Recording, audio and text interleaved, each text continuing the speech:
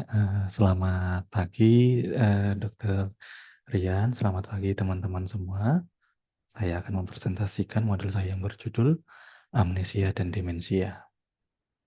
Oke, untuk tujuan pembelajarannya, yang pertama itu menjelaskan jenis memori dan gangguan memori, kemudian membedakan antara amnesia dan demensia, kemudian menegakkan diagnosis gangguan amnestik dan major atau minor neurocognitive disorder berdasarkan DSM-5, kemudian menyusun pendekatan diagnostik pemeriksaan penunjang dan diagnosis banding.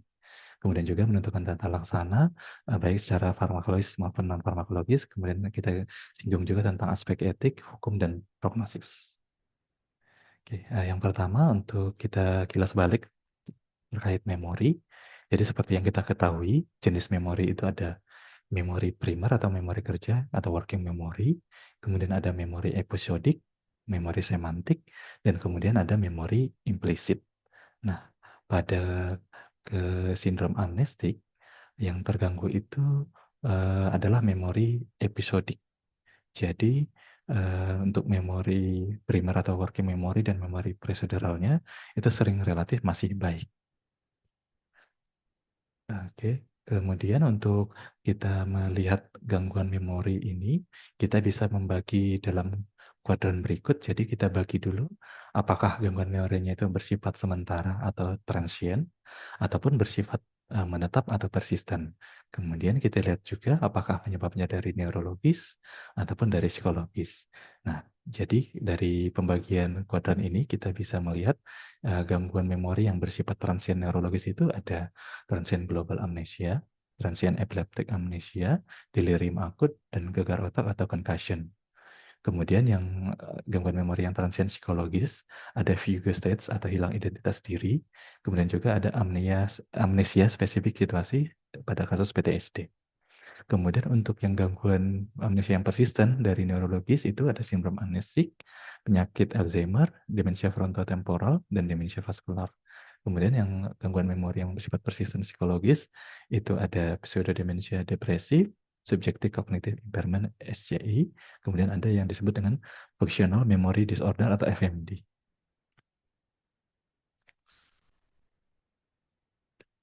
Untuk definisinya sendiri, amnesia itu adalah gangguan kemampuan untuk membentuk, menyimpan, atau menarik kembali memori.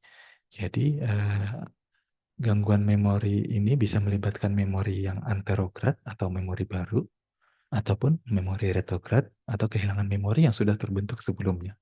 Nah, yang perlu kita ketahui, di DSM-5 itu, istilah amnesia ini tidak lagi sebagai diagnosis yang tersendiri, melainkan muncul dalam dissociative amnesia dan di gangguan neurokognitif dengan gangguan memori. Sementara untuk kita klasifikasikan berdasarkan waktunya, jadi ada amnesia anterograd, amnesia retrograd, dan amnesia global. Sementara berdasarkan etiologinya, kita bisa lihat dari adanya organik, yaitu bisa pada kasus trauma kepala, stroke, encephalitis, epilepsi, defisiensi tiamin pada sindrom Wernicke-Korsakoff, kemudian penyakit Alzheimer dini, dan hipoksia. Sementara jika etiologinya dari psikogenik atau disosiatif, itu ada pembagiannya menjadi amnesia disosiatif dan fugue disosiatif. Kita bahas tentang amnesia yang transient yang penyebabnya dari neurologis. Yang pertama adalah transient global amnesia atau TGA. Ini durasinya rata-rata sekitar 4 jam. Kejadiannya tunggal, jarang kejadian yang berulang, hanya sekitar 6%. Untuk profilnya itu pasien hilang orientasi waktu dan tempatnya secara akut. Kemudian pasien terus-menerus melontarkan pertanyaan berulang tanpa henti atau repetitive questioning. Pemicu umumnya itu biasanya olahraga yang sangat berat, peristiwa stres yang mendadak, prosedur medis atau gigi, ataupun pada kasus migrain. Kemudian ada yang disebut dengan transient epileptic amnesia. Ini durasinya sekitar 30-60 menit, dan ini kejadiannya biasanya berulang rata-rata sampai 14 kali dalam setahun, sering terjadi segera setelah pasien bangun tidur. Untuk profil klinisnya, pertanyaan yang berulang, namun disertai amnesia interiktal atau hilangnya memori autobiografi masa lalu di luar durasi kejang. Untuk tata laksananya ini sangat responsif terhadap obat antikonvulsan yang dosis rendah. Kemudian kita berbicara tentang sindrom amnesia yang persisten. Nah, ini yang menetap untuk kita mempelajarinya, kita bisa hubungkan dengan korelasi anatominya. Yang pertama itu kita berbicara dengan sindrom Korsakoff. Ini ada pada kasus defisiensi tiamin yang memicu perdarahan mikro di mammillary bodies dan thalamus. Ini klinisnya menghasilkan amnesia yang anterograd yang dipadukan dengan gradient temporal retrograd. Jadi memori masa kecil lebih utuh dibandingkan memori baru. Kemudian pada kasus encephalitis herpes HCV1 ini terjadi secara organiknya terjadi kehancuran ekstensif lobus temporal medial secara bilateral pasca infeksi. Ciri khas klinisnya yaitu memori semantik dan memori prosedural secara sering tetap utuh. Sementara ada yang pada kasus hipoksia cerebral, ini kerusakan jaringannya hipokampus dan talamus akibat berhentinya aliran oksigen pasca henti jantung. Ini sering memicu kondisi anoksognosia akut.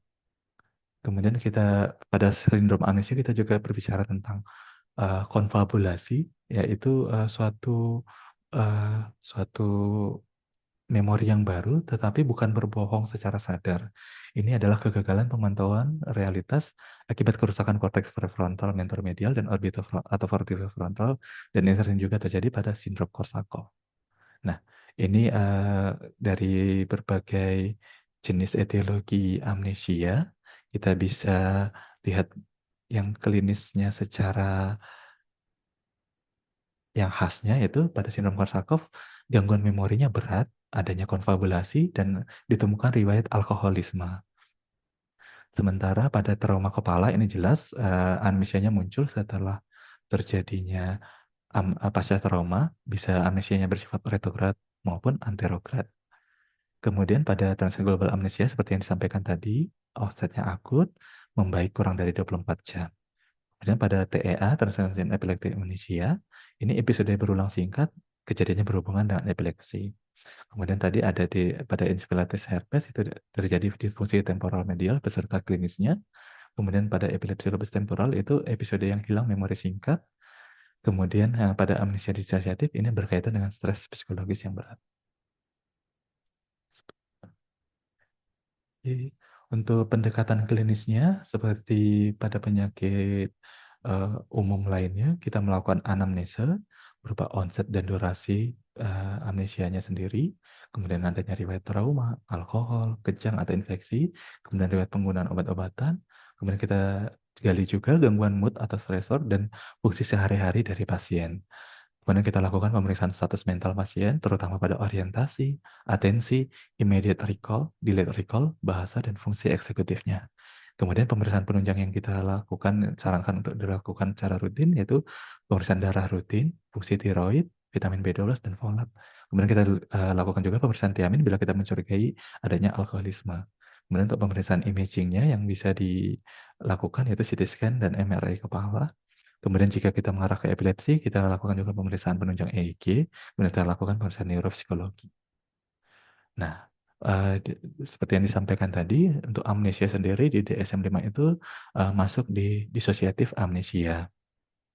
Nah, untuk gambaran klinisnya ini, disosiatif amnesia ini onsetnya sering mendadak setelah trauma. Memori prosedur dan fungsi intelektualnya biasanya tetap, kemudian dapat disertai dengan gejala depresi, kecemasan, gejala PTSD dan bisa jadi ada derealisasi atau depersonalisasi. Untuk kriterianya sendiri DSM-5 itu disebutkan ketidakmampuan untuk mengingat informasi atau biografi yang penting, biasanya bersifat traumatis atau menegangkan yang tidak sesuai dengan lupa yang biasa. Jadi gejala-gejalanya ini juga menyebabkan distress signifikan secara klinis atau gangguan dalam fungsi sosial, pekerjaan, atau area penting lainnya. Dan gangguan disosiatif amnesia ini tidak disebabkan oleh efek fisiologis zat ataupun kondisi neurologis atau medis lainnya. Gangguan ini juga lebih baik dijelaskan oleh gangguan identitas disosiatif, gangguan stres pasca trauma, gangguan stres akut, gangguan gejala somatik, atau gangguan neurokognitif mayor atau ringan. Kemudian untuk subtipe pola amnesianya bisa bersifat localized amnesia, tidak dapat mengingat di periode tertentu, selective amnesia, mengingat sebagian dari suatu kejadian, atau generalized amnesia, kehilangan seluruh riwayat hidup dan identitas. Kemudian ada continuous amnesia, jadi tidak dapat mengingat sejak suatu titik waktu sampai sekarang. Dan ada juga systematized amnesia, jadi kehilangan ingatan pada kategori tertentu, misalnya pada keluarga. Kemudian saya katakan tadi, untuk specifier-nya sendiri bisa dengan dissociative fugue jika pasien melakukan perjalanan atau pengembaraan mendadak, disertai kebingungan identitas atau mengambil identitas baru. Untuk diagnosis bandingnya dengan delirium, depresi pseudodemensia, mild cognitive impairment, simulasi atau malingering, kemudian demensia dini. Untuk tata laksananya bersifat terapi suportif, psikoterapi yang berbasis trauma, CBT, hipnosis atau wawancara dengan sedasi pada kasus-kasus yang tertentu, kemudian tata laksana juga komorbiditas yang ditemukan. Kemudian kita menyinggung sedikit untuk pendekatan klinis pada sindrom amnesia lainnya yang muncul pada sindrom Korsakoff. Ini sudah dijelaskan tadi untuk klinisnya dan patofisiologinya. Untuk tata laksananya kita memberikan thiamine intravena segera sebelum pemberian glukosa, kemudian abstinensi alkohol dan rehabilitasi kognitif di jangka panjang. Kemudian untuk penyebab karena encephalitis herpes, ini diberikan tata laksana acyclovir intravena. Kemudian prognosisnya sangat bergantung pada kecepatan terapi yang didapatkan pasien setelah diketahuinya adanya infeksi. Kemudian pada amnesia yang disebabkan hipoksia atau iskemia cerebral, ini menyebabkan sindrom amnesia akibat kerusakan hipokampus, talamus, dan sistem limbik. Ini kita lakukan tata laksana terapi penyebabnya, apa yang menyebabkan henti jantung, kemudian kita lakukan rehabilitasi neuropsikologis. Kemudian kita bahas sekilas tentang konfabulasi pada kasus-kasus amnesia. Konfabulasi ini adalah ingatan yang salah yang muncul tanpa niat berbohong pada pasien dengan gangguan memori neurologis. Jadi konfabulasi tidak sama dengan kebohongan, jadi pasien mempercayai isi ceritanya. Nah, konfabulasi ini ada yang bersifat spontaneous confabulation, muncul spontan, terus-menerus, ini berkaitan dengan lesi pada orbitofrontal atau ventromedia frontal. Kemudian ada juga provoked confabulation yang muncul saat pasien ditanya mengenai memorinya, sering ditemukan pada gangguan memori yang berat. Ya, untuk tata laksananya kita lakukan psikoedukasi, terapi suportif, CBT atau terapi trauma, kemudian kita lakukan juga penanganan komorbid depresi atau PTSD. Kita lanjut ke topik bahasan yang kedua yaitu demensia. Secara definisi dalam DSM-5, demensia ini diklasifikasikan sebagai Major Neurocognitive Disorder atau Major NCD, yaitu penurunan kemampuan bermakna pada satu atau lebih domain kognitif yang mengganggu kemandirian. Disebutkan juga pada minor NCD atau mild cognitive impairment adalah penurunan kesadaran yang belum mengganggu kemandirian. Prevalensi dari demensia ini sendiri meningkat sesuai usia. Penyebab terseringnya adalah Alzheimer. Kita membahas tentang domain kognitif yang disebutkan dalam DSM-5 ini, yaitu berarti mempengaruhi pada atensi kompleks, fungsi eksekutif, belajar dan memori, bahasa, persepsi motorik, dan kognisi sosial. Nah, untuk kriteria Major Neurocognitive Disorder ini di DSM-5 disebutkan terdapat bukti penurunan kognitif yang bermakna dibandingkan sebelumnya. Dan ini didapatkan berdasarkan keluhan dari pasien, keluarga atau klinisi dan didukung pemeriksaan neuropsikologis. Gangguan ini menyebabkan gangguan aktivitas sehari-hari, tidak terjadi hanya saat delirium dan tidak lebih baik dijelaskan oleh gangguan mental lain. Untuk klasifikasi demensia sendiri, berdasarkan etiologinya, kita bisa membagi menjadi penyakit Alzheimer, demensia vaskular, demensia dengan Lewy bodies, demensia frontotemporal, demensia terkait Parkinson, demensia campuran, dan demensia reversibel pada kasus hipotiroid, defisiensi vitamin B12, hidrosefalus tekanan normal, dan neurosipilis. Kita bahas tentang penyakit Alzheimer pada penyebab demensia yang paling sering. Gejala awalnya itu berupa lupa memori yang baru atau recent memory. Pasien sering mengulang pertanyaan, sulit mencari kata, dan adanya gangguan navigasi. Untuk stadiumnya sendiri dibagi menjadi ringan, sedang, berat. Untuk biomarker modernnya ini pada MRI seperti yang disampaikan pada baca buku kemarin ditemukan atrofi hipokampus, kemudian pada FDG PET-nya ditemukan hipometabolisme temporoparietal, kemudian amyloid PET, kemudian ada juga ditemukan CSF, A beta 42 menurun, tau meningkat, kemudian p tau 217 juga mulai digunakan di pusat tersier. Untuk spektrum Alzheimer sendiri, ini berdasarkan lesi atau varian vokalnya dibagi menjadi yang pertama yaitu amnestic Alzheimer disease atau yang klasik. Yang ini terjadi atrofi utamanya terjadi di area hipokampus dan temporal medial. Untuk fenotipenya jadi kekhasan klinisnya itu kegagalan memori episodik, kemudian skor tes recall-nya, skor tes recall memorinya anjlok secara instan.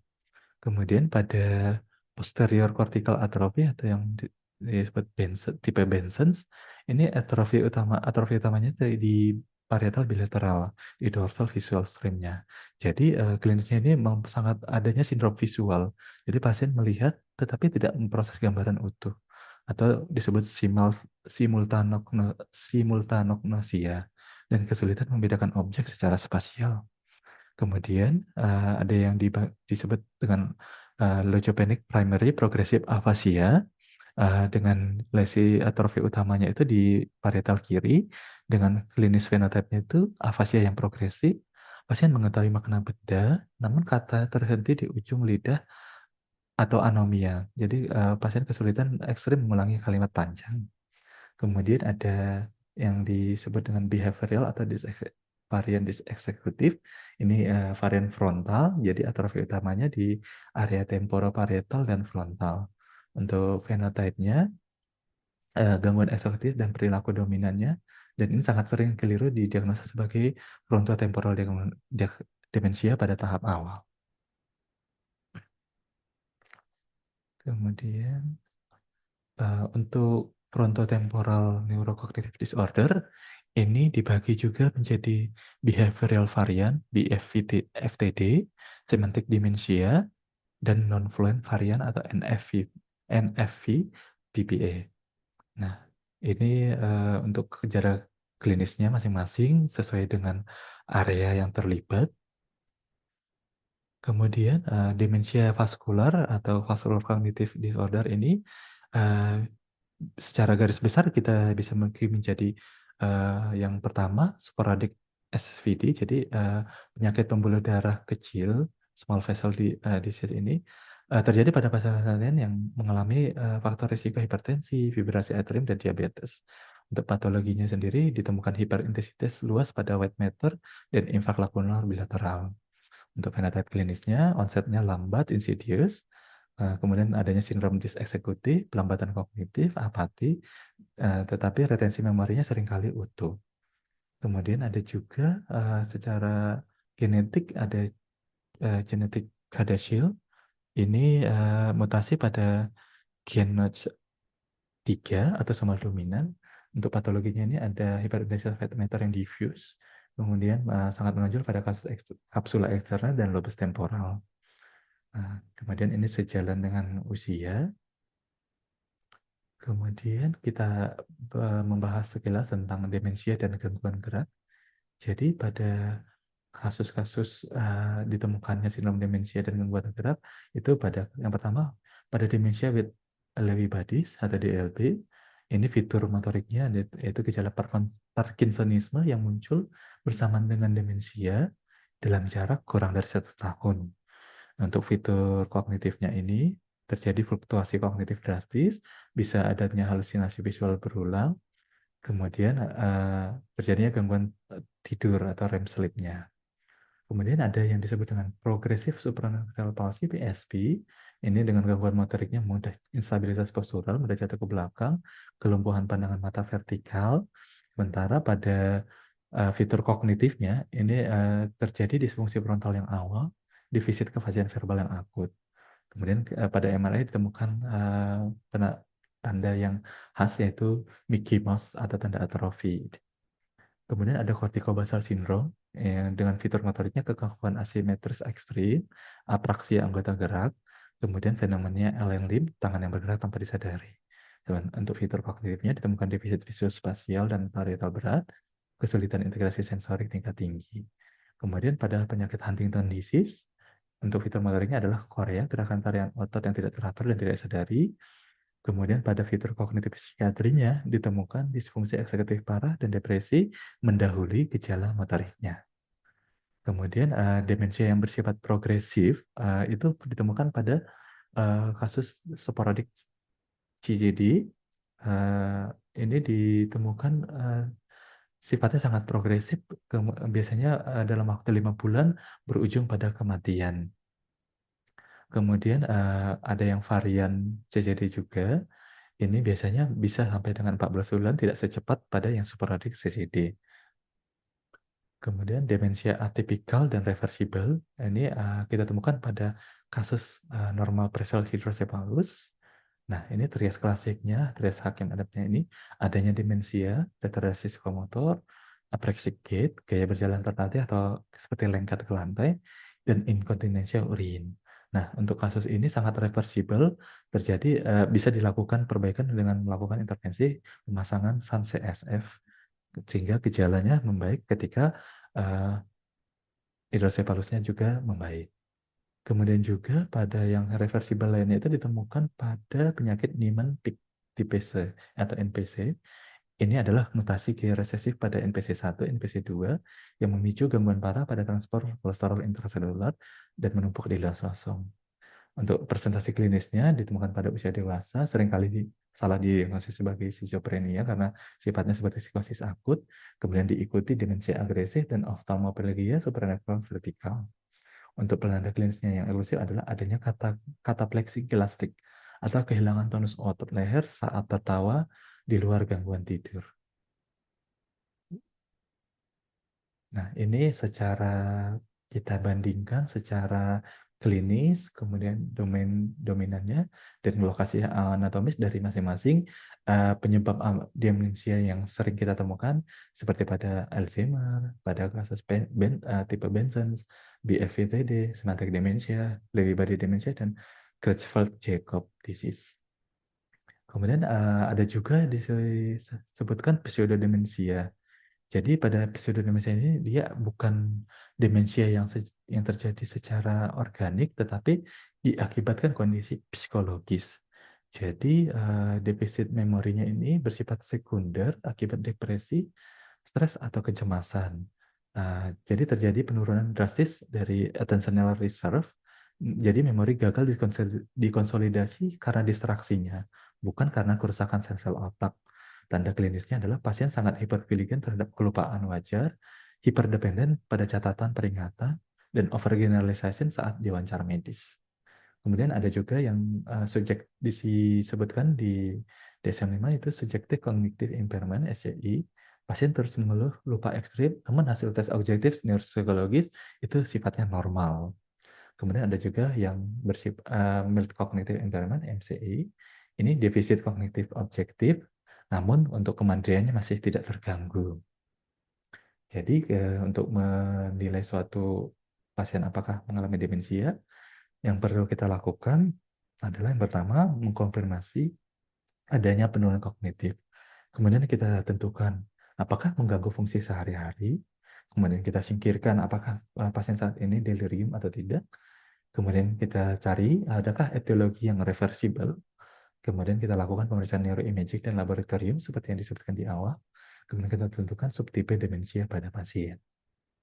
Nah, untuk pemeriksaan kognitif, ini yang biasa kita lakukan itu ada MMSE, ada MoCA, kemudian ada tes tambahan seperti clock driving test, Taranagan test, frontal assessment battery, dan neuro psychological battery.